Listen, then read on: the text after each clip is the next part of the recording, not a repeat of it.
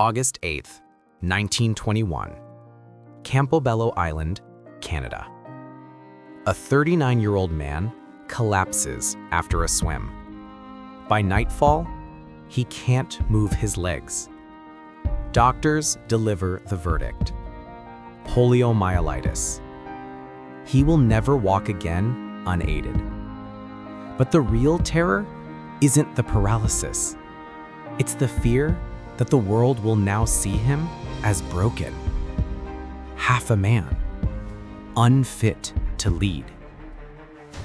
That man was Franklin Delano Roosevelt. 12 years later, he would become the only president elected 4 times, while hiding the truth about his body from almost everyone. This is the story of the greatest mask in political history, and the 4 words that turned private shame into public hope.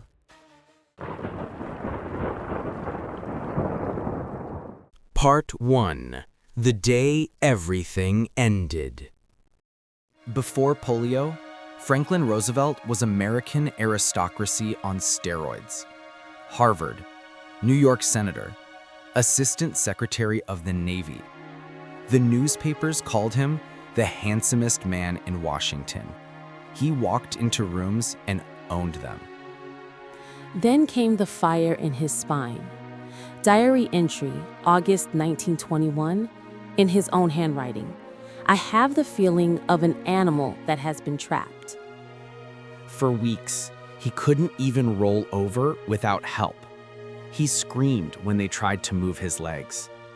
His mother wanted him to retire to the family estate like an invalid. His political career? Dead.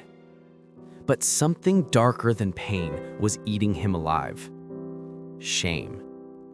In 1920s America, disability was proof of weakness. Men in wheelchairs didn't run for office. They were hidden in back rooms.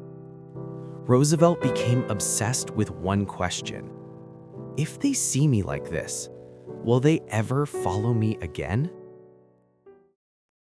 Part 2. The secret rehearsals. 1924.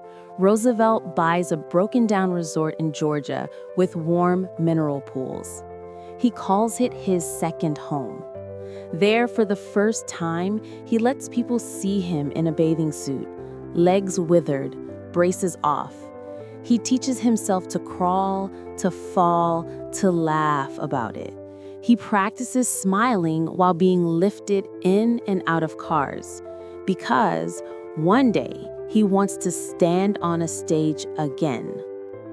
He invents tricks: custom steel braces locked at the knees, a cane in the right hand, a strong aide's arm on the left. From a distance, it looks like he's walking. Up close, it's theater. He rehearsed pivoting on podiums for hours so he'd never wobble on live radio. Psychologists today would call this adaptive denial.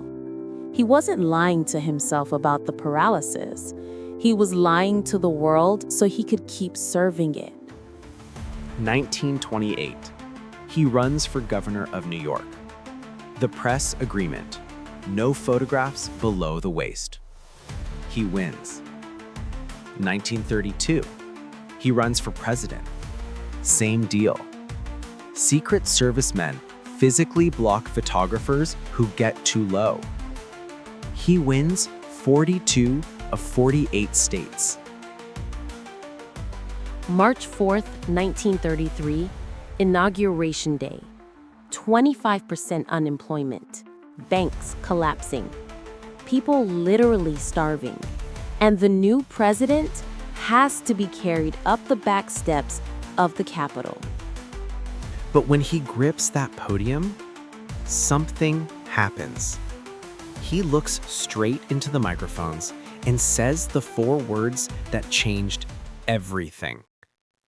So first of all, let me assert my firm belief that the only thing we have to fear is fear itself. Nameless, unreasoning, unjustified terror. which paralyzes needed effort to convert retreat into advance. The only thing we have to fear is fear itself. Those weren't just pretty words. They were autobiography. He had spent 12 years staring fear in the face every single morning, and he had learned how to punch it in the mouth. Part 3. Fireside Therapy for a Nation. 30 fireside chats over 12 years. He spoke like your calm uncle who somehow knew everything would be okay. What people never knew? He wrote many of them sitting in bed, legs useless, cigarette holder clenched in his teeth, trying to convince himself first. He created Social Security. He stared down Hitler when most of America wanted to hide. He held a broken country together while hiding a broken body, and almost nobody ever saw the wheelchair. Was the mask heroic or toxic? He never let the public grieve with him. He never normalized disability. But he also proved that your value isn't your body. It's what you do with the mind and heart you still have. In 2025, we don't have breadlines. We have doom scrolling. We don't have bank runs. We have burnout. Leaders hide panic attacks behind Zoom filters. CEOs post everything's fine while their companies are circling the drain. And millions of us wake up every day secretly terrified we're not enough. FDR's lesson wasn't never be afraid. It was feel the fear, build your braces, practice your smile, then get up and lead anyway. Because the world doesn't need perfect bodies or perfect minds. It needs people brave enough to stand, however they have to, and say, we're going to be okay. He died 82 days into his 4th term, still hiding the wheelchair. But he left us the blueprint. Your deepest wound can become your greatest gift to the world if you refuse to let shame write the ending. So the next time you feel paralyzed by anxiety, by failure, by what people might think, remember the man who literally couldn't walk and still carried a nation through its darkest night. The only thing we have to fear is fear itself. Now you know where those words really came from. Thanks for watching. If FDR's story helped you today, hit like, drop a comment with your own "I'm scared but I'm showing up anyway" moment, and subscribe, because history's greatest lessons are almost always personal.